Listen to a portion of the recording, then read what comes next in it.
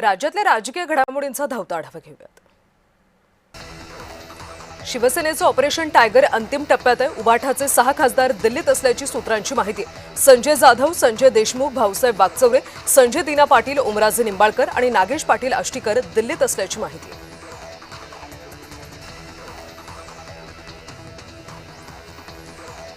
Operation टायगरच्या चर्चांना आता संजय राऊतांनी सुद्धा दुजोरा दिला। अपना सपना मनी मनी महाराष्ट्रातल्या खासदारांना 15 कोटीत विकत घेतलं असा उल्लेख राऊतांनी ट्विटमध्ये केला। ठाकरे गटाच्या 6 खासदारांची आज दिल्लीमध्ये स्वतंत्र बैठक होणार असल्याची माहिती। शिवसेनेसोबत जाण्यासंदर्भात बैठकीत चर्चा होणार। राज्य शासनाचे जमीन मोजणीच्या शुल्क आणि वर्गीकरणामध्ये मोठे बदल करण्यात आले। कौटुंबिक वाटणीची मोजणी आता अवघ्या 200 रुपयात होणार आहे। नियमित मोजणी 90 दिवसात आणि द्रुतगती मोजणीसाठी 30 दिवसांचा नवा फॉर्म्युला करण्याचा निर्णय महसूल मंत्री चंद्रशेखर बावनकुळे यांनी घेतला। राज्यमंत्री माधुरी मिसाळ यांनी मुख्यमंत्री देवेंद्र फडणवीस यांना पत्र दिले। पत्रातून पुणे कृषी उत्पन्न बाजार समितीला राष्ट्रीय महत्त्वाचा बाजार म्हणून घोषित करा अशी मागणी केली। पुणे बाजार समिती देशातील सर्वात महत्त्वाच्या कृषी बाजारपेठांपैकी एक आहे।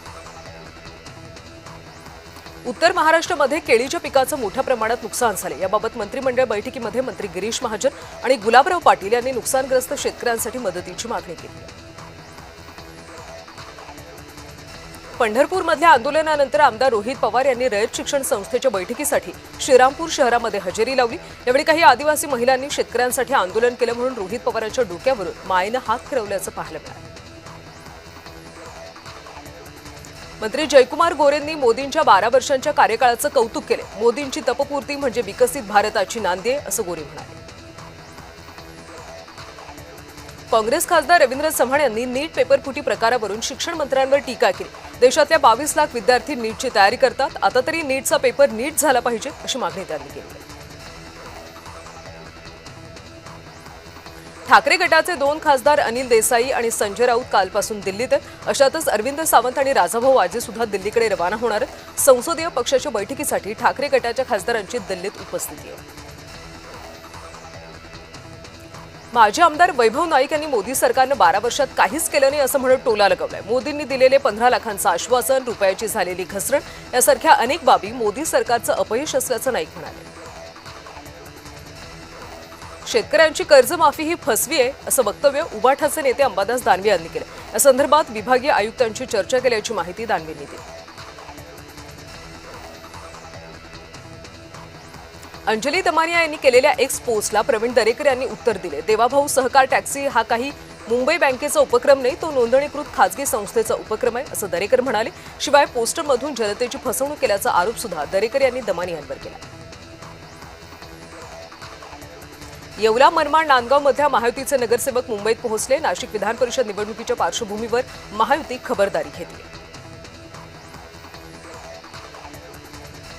शिवसेनेचे प्रवक्ते राजू वाघमारे यांनी उभाटा बैठकीत खासदारांनी घेतलेल्या शपथेवरून निशाणा साधलाय। उद्धव ठाकरे यांच्या खासदारांना शपथ घ्यावी लागली, याच्यापेक्षा मोठी नामुष्की काय असेल असं वाघमारे म्हणाले। पंढरपूर इथल्या आंदोलनानंतर रोहित पवार यांनी दैनंदिन दौऱ्याला सुरुवात केली। श्रीरामपूर इथं रयत शिक्षण संस्थेच्या बैठकीसाठी ते हजर होते।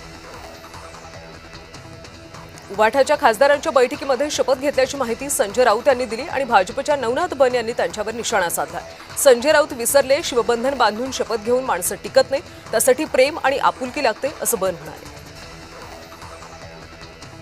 चंद्रपूरमधल्या काँग्रेसच्या अंतर्गत वादावर खासदार प्रतिभा धानोरकर यांनी भाष्य केले। गटनेते राजेश आडूर यांनी नगरसेवकांना विश्वासात घेतले नाही, त्यामुळे त्यांचं गटनेते पद काढावं अशा मागणीचं पत्र आम्ही आयुक्तांना दिलं अशी माहिती धानोरकरांनी दिली।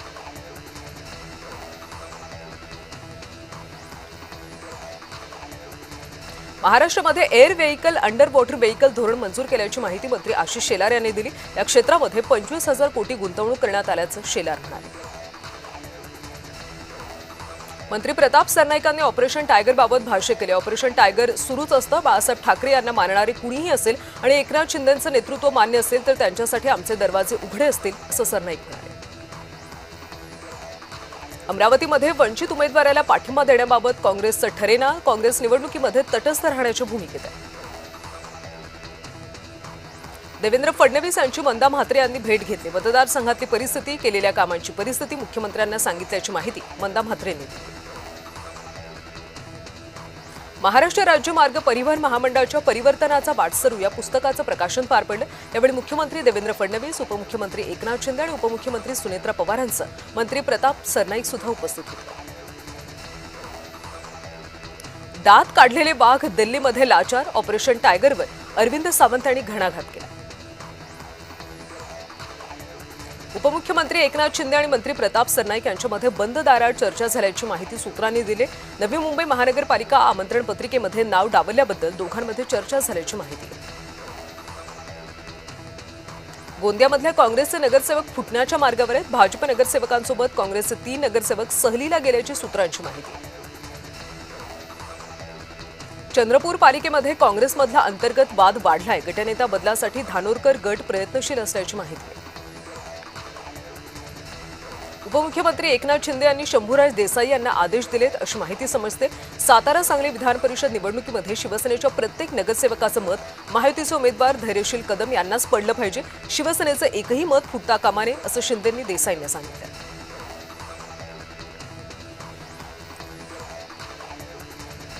निवडणुकीमध्ये सत्तेचा गैरवापर आणि पैशांचं वाटप होत असल्याचा आरोप काँग्रेसचे माजी मंत्री सुनील देशमुख यांनी केला। भाजपा चुकीच्या पद्धतीचं राजकारण रुजवत असून येणाऱ्या काळात लोकशाहीला मोठा धोका निर्माण होईल अशी भीती सुद्धा देशमुखांनी व्यक्त केली। नाशिक विधान परिषद निवडणुकीमध्ये महाविकास आघाडीकडे असलेल्या मतदानामुळे पुन्हा चर्चा वाढल्यात। गोकुळ गीते आणि भाजपचे बंडखोर प्रसाद हिरे यांचे देखील नाव बॅलेट पेपरवर आहे। त्यामुळे महाविकास आघाडी कुणाला मतदान करणार याकडे लक्ष असेल। सोलापूरमधल्या वैरागनगर पंचायतीच्या 15 नगरसेवकांनी महायुतीला पाठिंबा दिला। निरंजन भूमकर यांनी 15 नगरसेवकांचा राजाभाऊ राऊत यांना जाहीर पाठिंबा दिला।